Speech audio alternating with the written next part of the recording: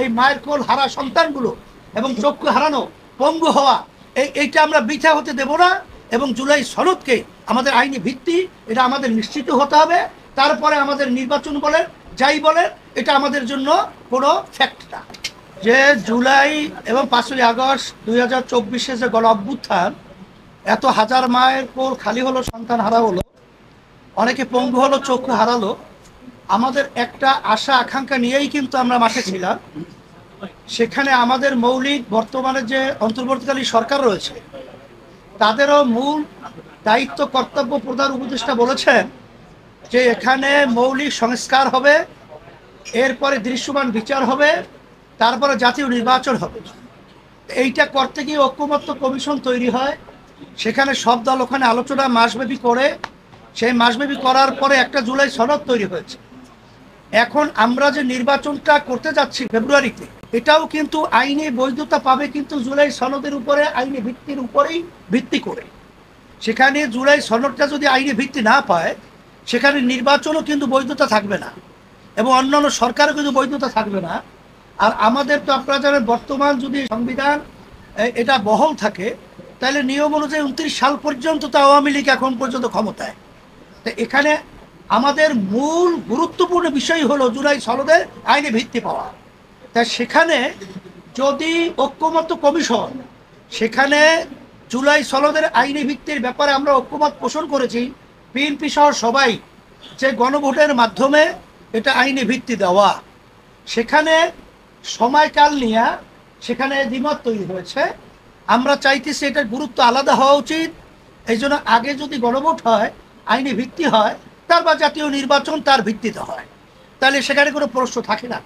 সেখানে বিএনপি যে বলছে একই দিনে গণভোট এবং সেখানে জাতীয় নির্বাচন, তাহের ভাই বলেছেন, মামুন ভাই বলেছেন যে আসলে সেখানে ওইটার গুরুত্ব থাকে না। তখন কিন্তু এখানে জুলাই সনদ ভিত্তি পাওয়ার জন্যে যে হানা ভোটের ব্যাপারটা সংখ্যা যদি পরিমাণ কম হয় তখন কিন্তু আবার একটা প্রশ্ন উঠতে পারে যে এখানে জুলাই সনদের ব্যাপারে যেমন উল্লেখযোগ্য কোনো ভোট না আসায় আমরা এটা কোনো গুরুত্ব দিব না, এই ধরনের সংজ্ঞা কিন্তু আমাদের রয়েছে। এখানে এনসিপি সহ অন্যান্য আদার যে দল রয়েছে, আমরা সবাই তো জুলাই সনদে, বিএনপি সহ আমরা সবাই তো মাঠে ছিলাম যে আমাদের দেশ সুন্দর করার ব্যাপারে। তারা কেন এই ব্যাপারটাকে গড়িমসি করছে এটা কিন্তু আমাদের বুঝে আসেও না, এটা আমাদের বুঝে ধরেও না। এখন তারা কি কোথার থেকে এই চিন্তার মাধ্যমে এটা বলছে এটা আমরা বুঝছি না। এখানে খরচের কথা বলছে এবং এরকম নজির কোনো তামাম দুনিয়ার মধ্যেও নাই যে একই দিনে কোনো একটা, কারণ আগে বাংলাদেশেও তো আমাদের গণভোট হয়েছে, সেখানে কি জাতীয় নির্বাচনের সাথে একত্রিত হয়ে কোনো গণভোট হয়েছে এরকম ইতিহাস তো নাই। এখন আপনারা যে বলছেন যে আপনাদের রাজনৈতিক দলের ভিতরে অনৈক্যের কারণে জাতি হতাশ এবং সবাই হতাশ, বাস্তবতা তো তাই। আসলে আমরা এটা চাইছিলাম না। আমরা যারা নাকি জুলাই এবং আগস্টের গণ অভ্যুত্থানে যারা আমরা মাঠে ছিলাম, আমরা সবাই একত্রিত হয়ে আজকে ধন্যবাদ জানাই আমরা যে আজকে যে অন্তর্বর্তীকালীন সরকারের প্রধান যে বক্তব্য রেখেছেন, তিনি যে বলেছেন যে আপনার রাজনৈতিক দলরা বসে এক সপ্তাহের মধ্যে আপনারা সিদ্ধান্ত নেবেন।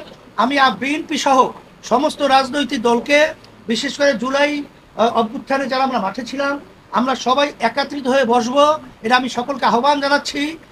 আমরা একত্রিত বসে এই সমস্যাকে সমাধান করার জন্যে আমি এটা সকলকে আমি উদাত্ত আহ্বান জানাচ্ছি, দেশের সুন্দর এবং জনগণের কল্যাণের জন্য। এটা আপনাদের সাংবাদিক ভাই বন্ধুদেরকেও বলবো, আপনাদের সহযোগিতা আমরা কামনা করছি। কিন্তু আমরা এই রক্ত এবং এই মায়ের কোল হারা সন্তানগুলো এবং চক্ষু হারানো পঙ্গু হওয়া এইটা আমরা বৃথা হতে দেব না। এবং জুলাই সনদকে আমাদের আইনি ভিত্তি এটা আমাদের নিশ্চিত হতে হবে। তারপরে আমাদের নির্বাচন বলেন যাই বলেন এটা আমাদের জন্য কোনো ফ্যাক্ট না।